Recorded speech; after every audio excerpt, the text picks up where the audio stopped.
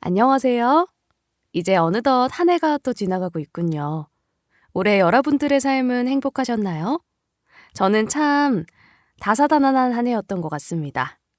여러 가지 일들이 있었고, 제 삶에도 많은 변화가 생겼는데, 아직도 참 얼떨떨하네요. 저에게 무슨 일이 있었던 건지 제 사연을 한번 들어보실래요? 저는 원래 인생이란 살아있는 것만으로도 행복한 것이다라고 생각하는 사람이었어요. 그럴 만도 한 게 어렸을 때부터 공부도 잘해서 주변에 칭찬도 많이 받았고 부유했던 건 아니지만 그렇다고 가난하지도 않은 가정에서 화목하게 자랐죠. 나이가 들어서도 남 부끄럽지 않은 직장에 취직하고 좋은 남자와 결혼도 하면서 평생 불행이라는 건 모르고 살 줄 알았습니다. 그런데 그렇게 바보처럼 행복하게만 살던 어느 날 단 한 번의 예기치 못했던 사고가 저의 인생을 끝도 없는 불행의 늪으로 빠지게 만들 줄이야. 그 사고는 저의 모든 것을 빼앗아 갔어요. 저의 얼굴에 크게 화상 자국을 만들어 놓았을 뿐만 아니라 제가 세상에서 가장 사랑하는 사람, 제 남편마저도 하늘로 떠나보내고 말았으니까. 거기다 남편이 떠난 뒤로 시어머니는 절 굉장히 싫어하셨습니다. 마치 제가 어머님의 아들을 잡아먹어버렸다고 생각하셨던 것 같아요. 남들이 다 보는 남편의 장례식장에서 저만 아니었으면 제 남편이 그렇게 죽을 리도 없었다고, 제 흉터 역시 저주나 다름없는 것이라고 막말을 쏟아내셨죠. 내 아들 어디 갔어? 너 때문이지. 너 때문에 내 아들이 죽은 거지. 내 아들 돌려내 이거 사. 물론 저희 남편은 저 때문에 세상을 떠난 것은 아니었지만 아들을 잃은 어머니의 심정을 저 역시 자식 둔 어머니로서 잘 알고 있었기에 그걸 정정하려 하기보다는 죄송하다는 말과 함께 위로만을 드리려 했습니다. 그때 어머님에게 진실이 뭐가 중요하겠어요. 어머님, 죄송해요. 제가 그 일을 잘 보살폈어야 했는데 그러지 못해서 죄송합니다. 하지만 어머님이라도 제발 이러지 마시고 같이 힘을 내요. 이러다 어머님까지 몸 상하시겠어요. 힘? 나보고 힘을 내자고? 내가 왜 힘을 내?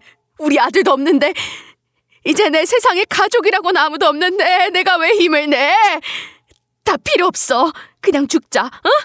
내가 그냥 널 데리고 아들 곁으로 가야 속이 시원할 것 같아.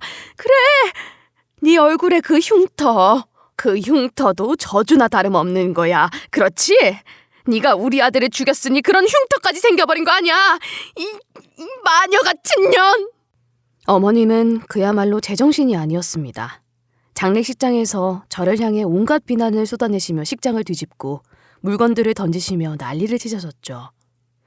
주변에 있는 사람들이 겨우 뜯어말리고 나서야 어머님은 겨우 멈추셨다가 이내 곧 발작을 하듯 몸을 떠시다가 기절을 하시고 말았습니다. 그 뒤로 다음날 정신을 차리신 어머님은 그런 발작을 다시 일으키시거나 저를 향해 직접적으로 비난을 쏟아내시진 않았지만 저에 대한 미움은 가슴 깊이 박혀 계신 건지 장례식 내내 어머님은 저를 차갑게 대하셨어요. 장례식이 끝난 후로는 저를 꼴보기도 싫어하셨죠. 저하고의 대화는 되도록 정말 필요한 경우가 아니면 거절하셨으니. 그러다 보니 그 사고의 진실을 어머님께 밝힐 겨를도 없었거니와 사실 그게 무슨 의미가 있을까 싶었습니다. 어머님에겐 그저 아들을 잃은 슬픔과 화, 그걸 표출할 대상이 필요하셨던 걸 테니까요. 저 때문에 그런 게 아니라 제가 말해봤자 믿으려고도 안 하셨을 거예요. 그렇게 저와 어머님과의 관계는 멀어져 갈 수밖에 없었습니다. 저를 볼 때마다 따가운 시선과 함께 저의 가슴에 비수를 꽂는 수많은 막말들은 계속됐으니까요. 저 역시 남편을 잃고 마음이 아팠는데 어머님께 그런 말마저 들으니 참 상처가 크더군요. 하지만 그럼에도 전 시어머니와의 관계를 끊고 싶진 않았습니다. 아니, 오히려 잘 지내고 싶었죠. 남편이 죽기 직전 혼자 계신 엄마를 잘 부탁한다는 유언을 남기기도 했거니와 저희 남편이 이 세상에서 남기고 간 유일한 증거인 우리 애들을 생각해서라도 어머님과의 관계를 끊긴 어렵더라고요. 시간은 모든 것을 해결해준다는 말처럼 언젠가 시간이 많이 지나고 나면 어머님도 마음을 자연스럽게 푸실 거라 믿었습니다.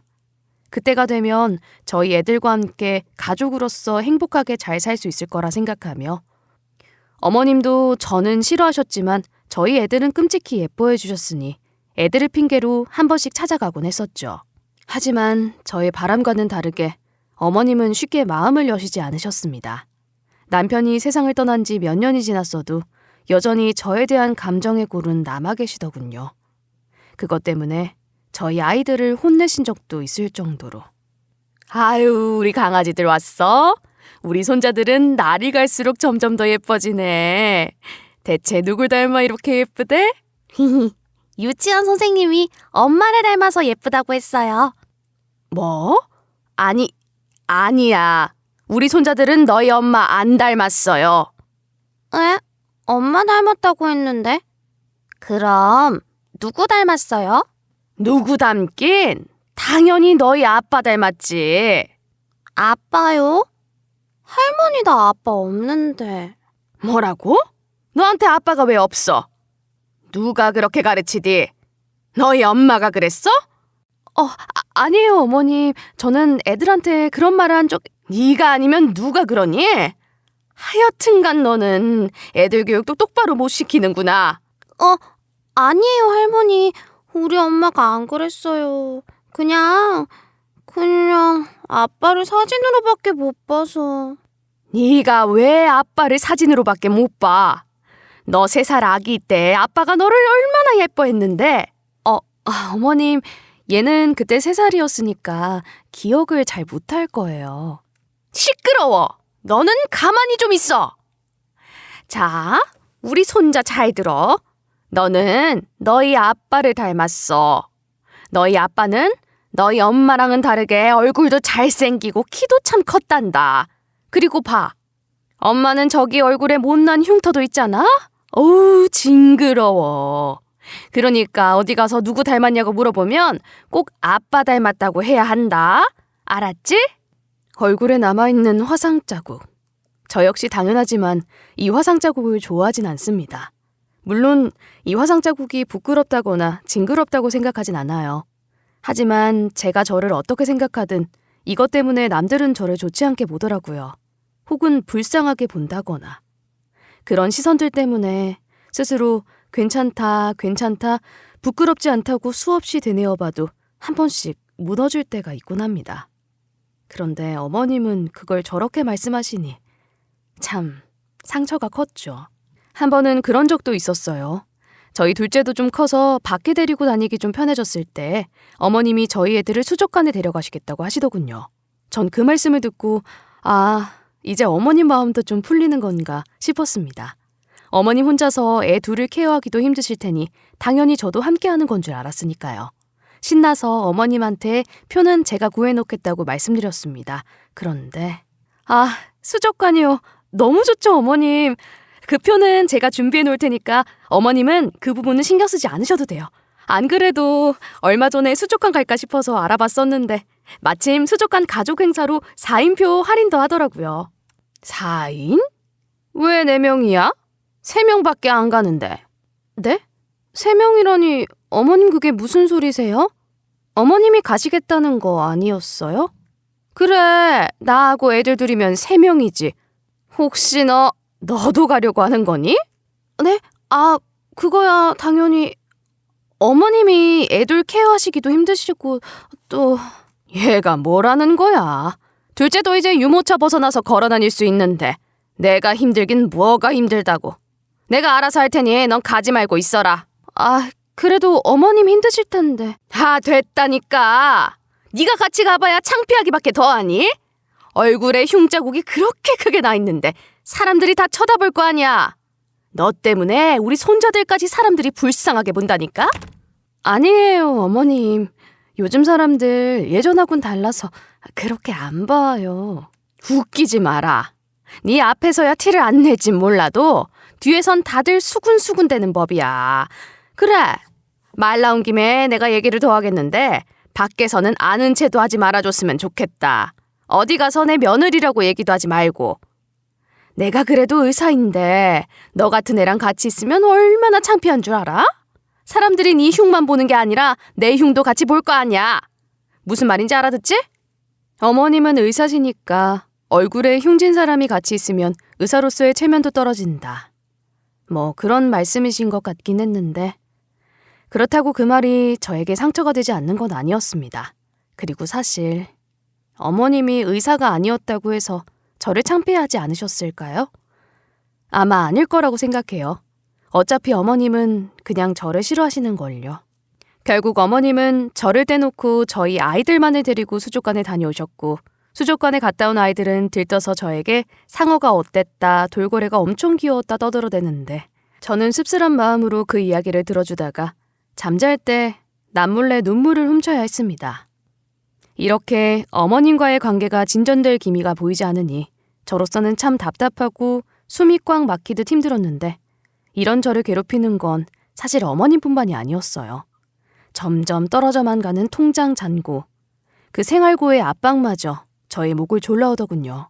저는 원래 결혼 적 토익 강사로 일했습니다. 그래도 나름 쏠쏠한 수입을 올리면서 잘 나가는 강사 축에 속해 있었죠.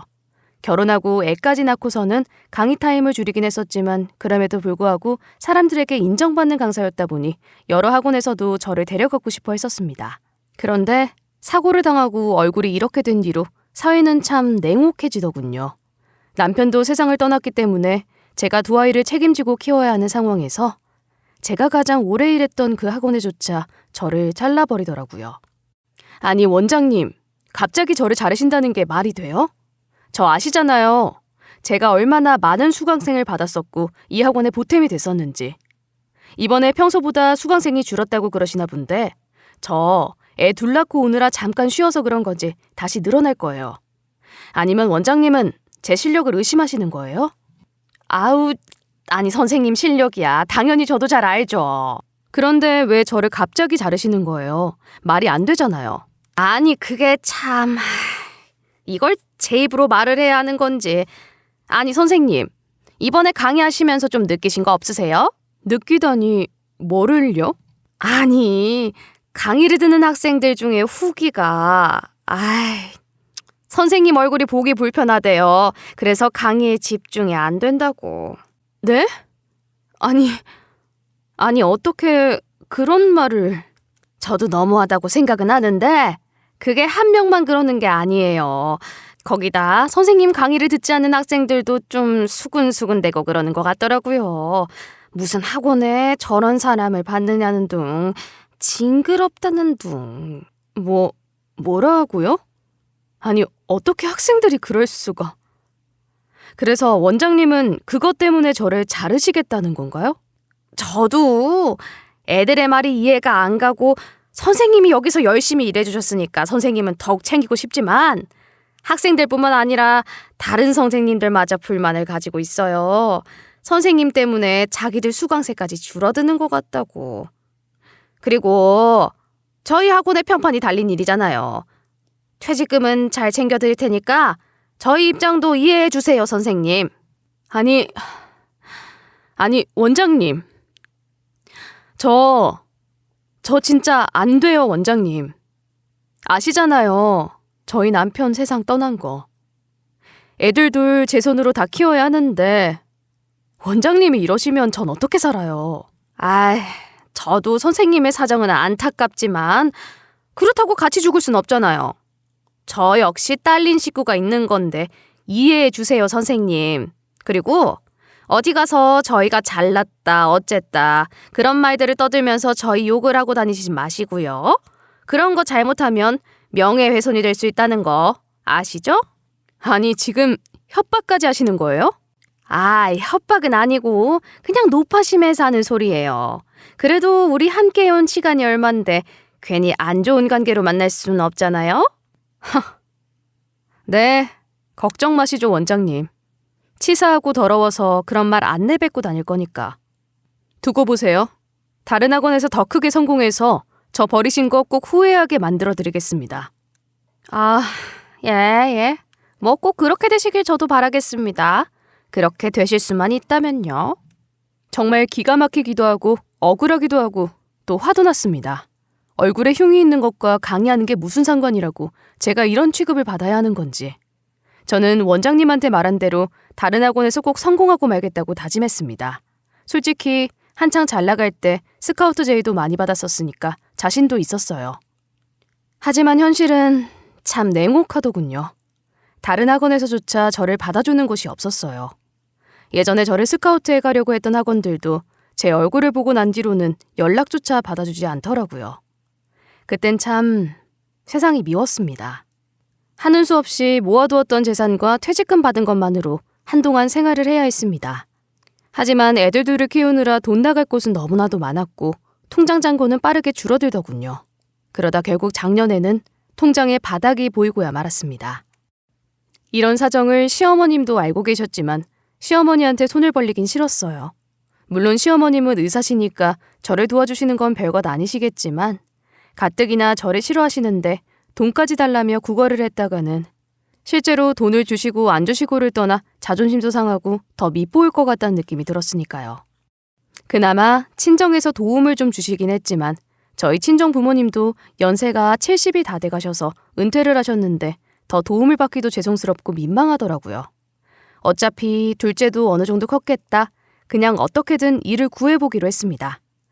비록 강사 때처럼 돈을 잘 벌 수는 없더라도 무슨 일이든 할 수는 있을 테니까요.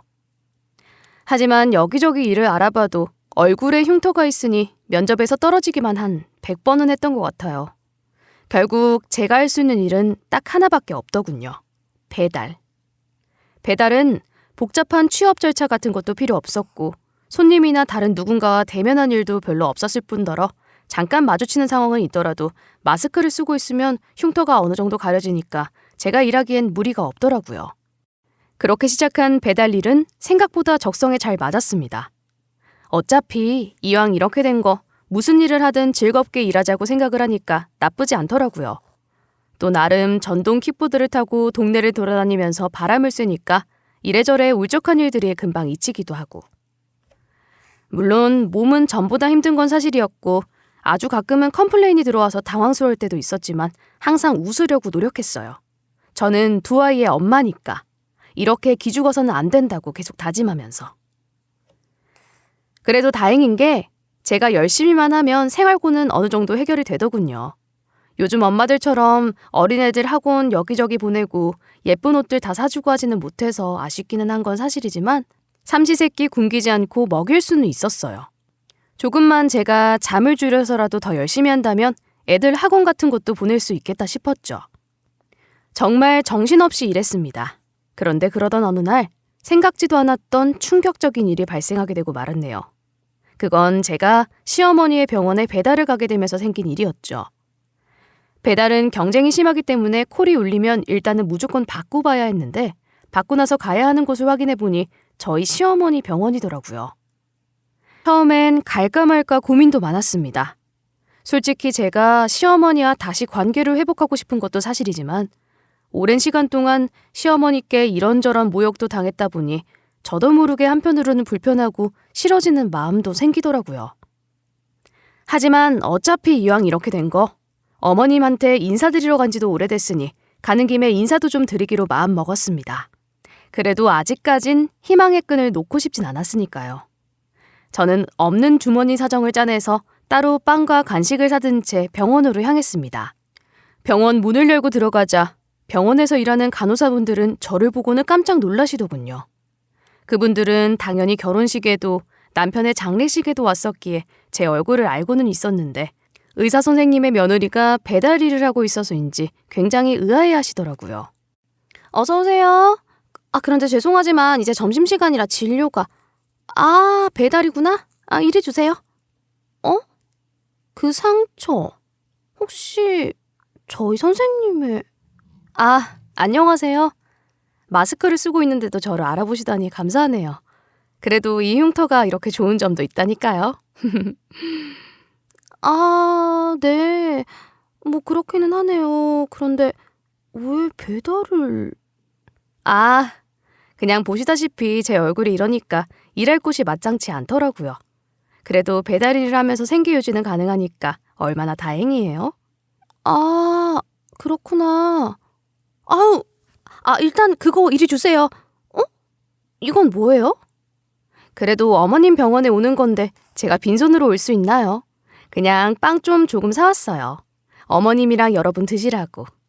어머님 진료는 다 끝나셨나요? 선생님은 지금 마지막 환자분 진료 보고 계세요. 아마 조금 있으면 끝날 건데. 보고 가시게요? 네. 그래도 어머님 병원에 와놓고 모른 체 할 수 없잖아요. 온 김에 인사드리고 가야죠. 저기 잠깐 앉아 있어도 되죠? 네. 뭐 그러세요, 그럼. 저는 간호사분들께 음식을 전달드리고 일단 환자 대기석에 앉아 어머님의 진료가 끝나길 기다렸습니다. 생각해보니 어머님 병원에는 정말 오랜만에 간 거였는데 남편이랑 같이 왔던 게 생각나서 그때가 그립기도 하고 조금 싱숭생숭해지더군요. 그땐 남편이 간호사분들께 웃으며 자기 이제 장가 간다고 이 사람이 결혼할 사람이라고 소개해줬었는데 그땐 간호사분들이 저를 반갑게 맞이해주면서 잘 부탁드린다고 했었는데 지금은 상황이 많이 달라지긴 했나 봐요. 저를 맞이하는 간호사분들의 표정이 놀라기만 한 게 아니라 꽤나 떨떠름했을 뿐더러 뒤에서 쑥덕쑥덕 자기들끼리 뭐라 떠들어대는데 그게 다 들리더라고요. 어머 웬일이야. 아니 선생님 며느리가 무슨 배달 일을 하냐? 나 진짜 깜짝 놀랐잖아. 그러니까요. 저도 완전 어이가 없었어요. 원래 뭐였더라? 그 토익 강사 같은 거 하신다고 하지 않았어요? 에이 그거야 당연히 못하지. 얼굴이 저런데 저 얼굴로 어떻게 학생들을 가르치겠어. 아마 학원들이 다 안 받아줄걸? 그런가? 하긴 아니 그래도 저희 선생님이 돈이 없는 것도 아닌데 며느리 케어 안 해주시나? 이혼한 것도 아니고 사별한 건데 거기다가 애들도 있다고 들었는데 선생님이 손자라도 생각해서 케어해줘야 되는 거 아니에요? 얘는 너 장례식장에 선생님이 어떻게 했었는지 못 봤어? 저는 잠깐 들렀다만 왔어가지고. 그때 완전 난리였었잖아. 며느리가 아들 잡아먹었네 어쩌네 하면서. 그래서 우리 선생님이 며느리 완전 싫어하셔. 왜 저번에 회식할 때도 잠깐 얘기 나왔었잖아. 손자들 며느리한테서 확 데려오고 싶다고. 맞다 그랬었지. 전 그냥 손자들이 너무 예뻐서 그런 건가 했는데.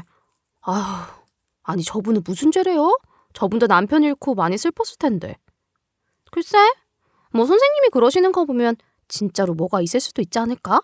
진짜 남편을 죽게 만들었다던가. 에이 설마요. 뭐하러 그런 짓을 해요. 요즘 세상이 어떤 세상인데 남편이 평소에 자기를 많이 괴롭혔다던가 아니면 생명보험 같은 거라도 들었었다던가 뭐 그런 일들이 있었을지도 모르잖아? 어머 드라마에 나오는 그런 거요? 설마. 그건 모르는 거라니까. 그리고 뭐 그런 건 둘째치더라도 까놓고 말해서 저분 얼굴도 저렇게 됐는데 솔직히 정이 가겠냐? 나였어도 좀 꺼려지긴 하는구만. 그런가? 그래도 전 선생님이 좀 너무한 것 같아요. 손자들 생각해서라도 며느리를 좀 챙겨줘야지. 이래서 고부 갈등이 문제라니까요. 뭐 그건 그렇긴 하지. 너도 그러니까 결혼 잘해. 시어머니가 어떤 분인지 잘 알아보고 결혼해야지. 집안만 보고 결혼하면 적골난다? 듣는 내내 참 민망하기도 하고 화도 나기도 하고 그랬습니다. 제 욕을 했다가 시어머니 욕을 했다가 아주 난리도 아니더라고요. 사람들이 뒷얘기 좋아하는 거야 당연한 거긴 하지만 성질 같아서는 한마디 해야 하나 싶었는데 어머님 병원이라 민폐 끼칠까 봐 그러지도 못하겠고 그저 얼굴만 화끈거린 채로 못 들은 척 해야 했죠. 그런데 그때 마침 진료실 문이 벌컥 열리면서 시어머니가 나오시더군요. 환자분이 나오시기도 전에 먼저 나오신 걸 보면 정말 배가 많이 고프셨나 봅니다. 우리 밥 왔어? 배고파. 오늘따라 왜 이렇게 배가 고픈 건지 알 수가 없네.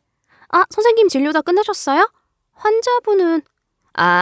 지금 안에서 옷 입고 계셔. 조금 이따 나오실 거야. 우리 밥은 왔냐니까? 그게 밥이 오긴 했는데요. 간호사는 눈짓으로 시어머니께 제가 앉아있는 곳을 가리키고 있었습니다. 전 그걸 보고 자리에서 일어난 뒤 시어머니께 인사를 드리러 갔죠. 뭐야? 환자분이 또 계셔? 아니 잠깐만. 네가 여길 왜? 안녕하세요 어머님. 저번에 제가 말씀드렸다시피 요즘 배달 일을 하고 있거든요. 그런데 그 배달지가 여기더라고요. 그래서 온 김에 인사도 잠깐 드리고 가려고 했어요. 아, 배달을 여기로 왔어? 짜증나. 야, 너 미쳤어? 네가 지금 여기가 어디라고 오는 거야? 어? 네?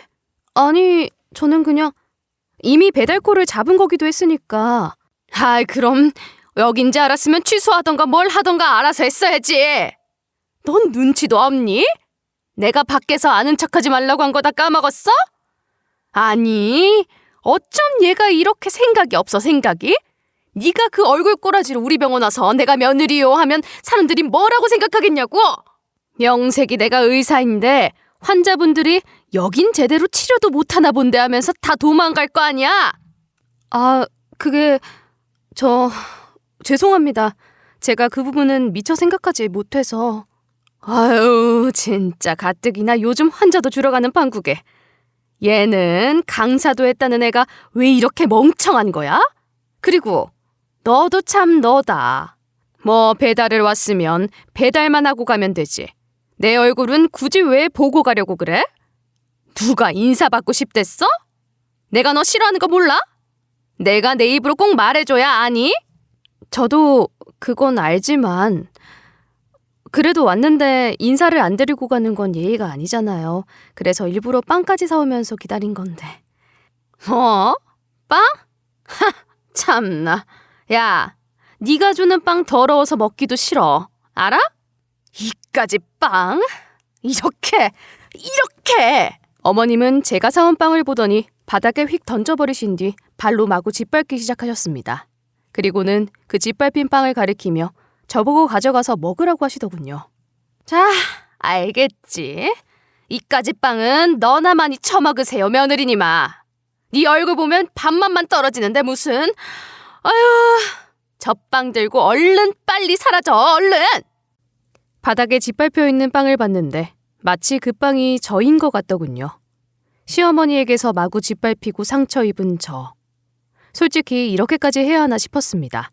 어머님과 저 단둘만 있는 것도 아니고 간호사분들도 있는데 꼭 이렇게까지 저한테 수모를 줘야 했나. 쪽팔리기도 하고 서럽기도 했는데 나중에는 점점 화가 나더라고요. 여태까지 몇 년을 참아왔었지만 이날만큼은 참아지지 않았습니다. 결국 전 처음으로 어머님께 빽 소리를 지르며 대들었죠. 어머님, 정말 너무하신 거 아니에요? 그래도 저 며느리예요, 어머님 며느리. 그래도 어머님 생각해서 인사드리고 빵도 사온 건데 어떻게 이러실 수가 있어요? 세상 상관없는 남한테도 이러지는 않는 법이라고요. 뭐야? 너 미쳤어? 아니, 이게 어디서 시애미한테 소리를 질러? 왜요? 전 어머님한테 소리를 지르면 안 되나요? 어머님이 저한테 그동안 어떻게 하셨는데요? 저 그거 하나하나 다 기억해요. 제 가슴 속에 상처로 남아있어서 지워지지도 않는다고요. 제 얼굴에 남아있는 이 흉터, 제가 이렇게 되고 싶어서 이렇게 됐어요? 어머님은 의사시면서 어떻게 제 얼굴 가지고 그렇게 말씀을 하시냐고요? 참, 기가 막혀서. 야, 내가 뭐 네 얼굴 때문에만 그래? 그래, 솔직히 네 얼굴 보기 흉한 거 사실이야. 까놓고 말해서 그래서 싫은 것도 있지. 그건 그런데 내가 정말 그것 때문에만 그러겠냐고? 그래요. 어머님은 이것 때문에만 그러시는 게 아니긴 하겠죠. 어머님은 제가 남편을 죽게 만들었다고 생각하시니까. 그럼 아니니? 그때 화재 사고 때 우리 아들이 너 구하려다 그렇게 된 거 아니야? 그러니까 너만 살아서 나온 거고, 안 그래? 너만 없었으면 우리 아들이 그렇게 됐을 리가 없잖아. 아니에요. 아니라고요. 저희 남편은 저를 구하려고 그러다 그런 게 아니라 이제 와서 변명하는 거야? 그게 통할 것 같니? 그게 아니었으면 네가 진작에 나한테 뭐라고 말을 했겠지. 안 그래? 제가 어떻게 말을 하는데요? 어머님 장례식장 때 완전히 흥분하셔서는 제 얘기는 듣지도 않으시려고 했잖아요. 아니에요? 그 이후로는 저하고 필요한 얘기 외에는 들으려고도 안 하셨고. 그런데 제가 어떻게 얘기하냐고요? 그리고 설령 애초에 어머님 말이 사실이라고 해도 그게 제 잘못이에요? 저희 남편이 저를 구하려다가 그렇게 된 것이라고 해도 어머님이 저한테 그러시는 게 정말 맞냐고요?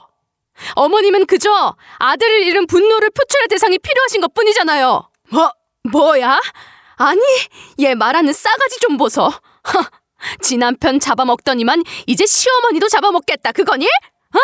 제가 언제 남편을 잡아먹었는데요, 네?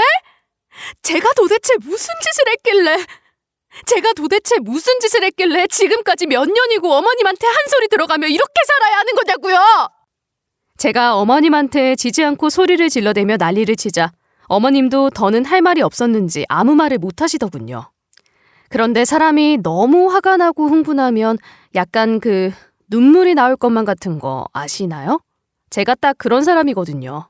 그런데 어머님 앞에서 지금 눈물을 흘리기엔 자존심이 상하니까 그걸 참느라 저 역시 더 이상 말을 이어가지 못했으니 병원엔 잠시 정막이 흘렀습니다. 그리고 잠시 뒤 그 정막을 깨는 문을 여는 소리가 들리더니 진료실에 남아있다던 환자분이 나오시더군요. 아마 옷을 입고 나오시려다가 분위기가 이상하다 보니 나오지 못하고 계셨었나 봐요. 그런데 그 환자분은 저를 보면서 아는 체를 하셨습니다.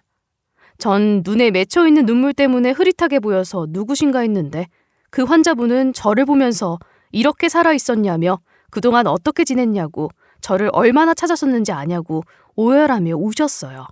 저는 어리둥절하며 눈에 눈물을 훔쳐낸 뒤 그분을 쳐다봤는데 알고 보니 남편과 함께 살던 빌라 옆집에 혼자 사시던 할머님이셨습니다. 할머님과는 원래 각별했던 사이는 아니었고 평소에 마주치면 인사만 드리는 정도였어요. 그러다가 인사를 못 드는 경우가 있다는 걸 발견하고 귀가 안 좋다는 사실을 깨닫게 된 뒤로는 저희 부부는 은근히 할머님이 신경 쓰여서 이것저것 챙겨드리곤 했습니다. 그러자 할머님도 고맙다며 한 번씩 반찬도 해주시게 되면서 어느 정도 정이 쌓인 사이가 되었죠. 그런데 그러던 어느 날 밤 잠기가 밝은 남편과 제가 이상한 냄새와 열기에 잠을 깨게 되었는데 눈을 비비며 일어나 안방을 나서보니 온 집안이 여기저기 불에 타고 있더군요. 창문을 통해 밖을 둘러봤는데 우리 집만 그런 게 아니라 빌라 전체에 불이 번져 타고 있었어요. 네, 화재 사고가 난 거였습니다. 새벽이라 그런지 눈치챈 사람들도 별로 없는 것 같았고 저희 부부는 일단 집에서 애들만 급하게 챙겨 튀어나온 뒤 불이야를 외치며 사람들을 최대한 피신시키려고 했어요. 다행히도 사람들이 하나둘씩 깨어나 밖으로 도망쳐 나왔고 다들 밖에 나와 불타는 빌라를 보며 발을 동동거리며 허망하게 바라보고 있었죠. 그런데 순간 옆집 할머님이 아직도 안 나오고 계시다는 걸 깨달았습니다. 아마 할머님은 귀가 안 좋으셨으니 저희 외침 소리도 듣지 못하고 깨지 못하셨던 것 같았어요. 119에 신고는 했지만 상황이 너무 급박했던지라 남편과 저는 함께 할머니를 데리러 그 불바다로 들어갔습니다.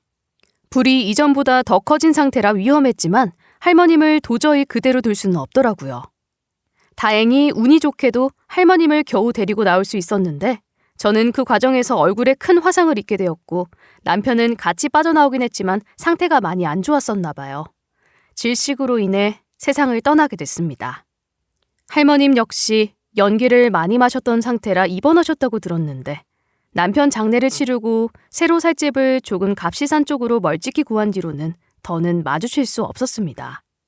할머님은 그때 한두 달 정도 입원하셨었는데 동네 사람들에게 저희가 할머님을 구하려다 그렇게 됐다는 소식을 들으시고는 퇴원한 뒤 저희 부부를 찾으려고 노력하셨다고 하셨습니다. 하지만 저는 화재 때문에 핸드폰도 바꾸게 되면서 연락도 안 됐고 동네도 다른 쪽으로 갔기 때문에 도저히 찾으실 수가 없었던 거죠. 미안하이. 정말 미안해. 나 때문에, 이 늙은이 때문에 젊은 부부가 그렇게 됐다니. 내가 죽었어야 했는데. 할머님은 통곡을 하시면서 저에게 사죄를 하듯 말씀하셨습니다. 그 모습을 보면서 저도 많은 생각이 들더군요. 사실 저도 할머님 생각이 나지 않았던 건 아니에요. 그때 만약 남편과 내가 할머니를 구하러 가지 않았다면 지금 이렇게 될 일은 없지 않았을까 하며 후회를 했던 적도 있습니다. 저도 사람이니까요. 하지만 그런 생각이 들 때면 남편이 죽기 전 얼굴을 떠올리며 고개를 가로저었어요. 남편은 할머님이 무수하다는 소식을 듣고는 천진난만하게 웃으면서 정말 다행이다. 정말 다행이야. 라고 좋아했었거든요. 그걸 떠올리며 그래도 우린 뜻깊은 일을 한 거라고 생각하기로 했습니다. 우리가 살아갈 세상, 우리 아이들이 살아갈 세상을 위해 좋은 일을 했노라고. 할머님, 괜찮아요. 저희가 할머님을 구한 건 그냥 저희가 좋아서 한 일이에요. 할머님이 잘못하신 것도 없고 저한테 사죄를 하실 것도 없습니다. 그냥 이렇게 건강하신 모습을 볼 수 있어서 참 다행이에요. 저희 남편도 아마 하늘에서 좋아하고 있을 거예요. 저는 그렇게 말씀을 드리며 할머님을 안아드렸습니다. 할머님도 저를 안으며 계속 우시는데 저도 눈물이 나더군요. 뭐랄까, 되게 복합적인 감정에서 복받쳐 오르는 것 같았어요. 감동적이기도 하고 슬프기도 하고 남편도 같이 있었다면 좋았을 것 같기도 하고. 하지만 그 울음을 멈추게 하는 사람이 있었으니 그건 바로 시어머니였습니다. 아니, 내가 지금 들은 게 대체... 아니, 사장님, 방금 하신 얘기가 사실인가요? 저희 아들과 며느리가 사장님을 구하려다 그렇게 됐다는 게... 아니, 어떻게 그런... 네, 방금 들으셨던 대로예요. 선생님은 알고 보니 제 생명을 구한 분의 어머님이셨더군요. 저 때문에 아드님을 잃게 되었으니 우선 죄송하단 말씀부터 드리고 싶은데 조금 전에 안에서 두 분의 얘기를 듣고 나니 며느리 분께는 죄송해도 어머님한테는 그럴 필요가 없겠어요. 아니, 그뿐 아니라 이 건물에서도 나가주셨으면 좋겠습니다. 뭐라고요? 아니, 지금 대체 무슨 소리를 하시는 거예요? 제 아들 덕분에 당신이 살게 된 건데 그럼 당신도 저한테 미안해하고 고마워해야지. 어딜 병원을 빼라 마라 하시는 겁니까? 당신이 나한테 이러면 내 아들이 하늘에서 가만히 있을 것 같아요? 네, 바로 그 아드님을 생각해서 드린 말씀입니다. 선생님 아드님은 제가 선생님한테 사죄를 드리지 않는 저보다 며느리한테 고통을 주는 당신을 보며 슬퍼할 것 같거든요. 뭐야? 당신이 뭘 안다고 함부로 말하는 거야? 물론 전 선생님의 아드님을 선생님보다 잘 모를 수도 있습니다. 하지만 제가 본 아드님은 귀가 좋지 않은 저를 도와주고 싶어 했고 위험에 처한 저를 자기 목숨을 걸고 구할 정도로 힘든 사람을 진심으로 생각할 줄 아는 사람이었습니다. 여기 며느리분도 마찬가지고요. 그런데 선생님은 어떻죠? 들어보니 아드님의 죽음을 며느리 탓으로만 돌리고는 화상자국 상처를 안고 살아가는 며느리한테 못되게 굴지 않으셨나요? 그 아드님이 끔찍이도 아끼는 사람한테 함부로 대하고 상처 입히고 그건 저 아이 때문에 방금 들으셨다시피 며느리분 때문에 아드님이 돌아가신 게 아니에요. 그런데도 아직까지 그렇게 말씀을 하실 생각이신가요? 그리고 설령 그렇다고 해도 만약 아드님이었다면 선생님처럼 그러지 않았을 겁니다. 남편을 잃고 얼굴에 큰 상처를 입은 채로 힘들게 살아가는 며느리를 자신의 못난 감정을 풀고자 힘들게 하지 않았을 거라고요. 어머님은 할머님의 말씀에 더 이상 대답을 하지 않으셨습니다. 아니, 못하셨던 것 같아요. 눈에 초점이 풀려가면서 머릿속에서 많은 생각이 오고 가고 있는 게 저한테도 느껴졌거든요. 선생님, 이제 그만 마음을 푸세요. 차라리 탓을 하고 싶다면 제 탓을 하는 걸로 합시다. 불쌍한 며느리를 괴롭히지 마시고요. 사실 선생님도 진심으로 그렇게 생각하진 않았을 거예요. 며느리 때문에 아들이 죽었다고 말이에요. 다만 어떻게든 미워할 대상, 원망할 대상이 필요했던 거 아닌가요?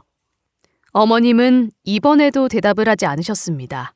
대신 눈에 눈물이 고이기 시작하다가 그대로 얼굴을 타고 내려와 바닥에 뚝 떨어지더군요. 그와 동시에 어머님은 울음소리를 내며 흐느끼기 시작했습니다. 이제 그만하시고 며느리분에게 사과하세요. 그리고 앞으로 함께 잘 살아가세요. 그래도 선생님에겐 이제 하나밖에 남지 않은 가족이지 않습니까?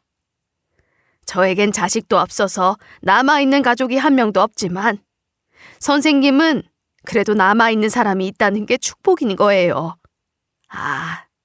아이들도 있으니 셋이겠네요, 선생님. 어머님은 한 5분가량을 말없이 서서 우셨습니다. 그러다가 정말 나지막하게 한마디 말을 꺼내셨죠. 미안하다 정말.